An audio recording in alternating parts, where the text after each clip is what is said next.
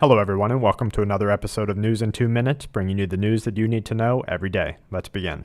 A leading group of scientists have suggested genetically engineering the deadly H7N9 variation of the avian flu to test what mutations will likely generate a pandemic virus.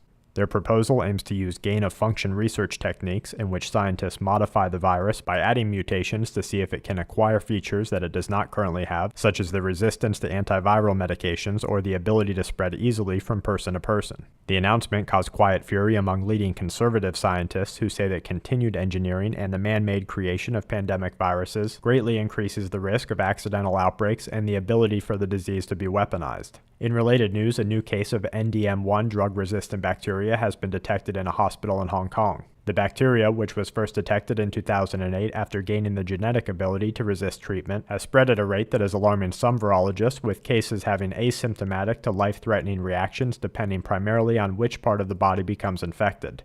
Researchers will be using muon imaging technology to recreate an image of the reactor cores at the Fukushima nuclear power plant. Muon imaging is a technique that utilizes naturally occurring cosmic rays to image highly atomic materials such as uranium, which shed the rays around itself, allowing an image to be created. Russian leaders have voiced disappointment over the U.S. decision not to meet for bilateral talks in September, with analysts saying that missile defense issues and a reignition of Cold War tactics have separated the countries. The New York Police Department has agreed to remove a limited amount of data from their growing database of stop and frisk searches, in which officers warrantlessly stopped over 2 million New Yorkers and held them under threat of arrest while searching for often unfound clues of criminality.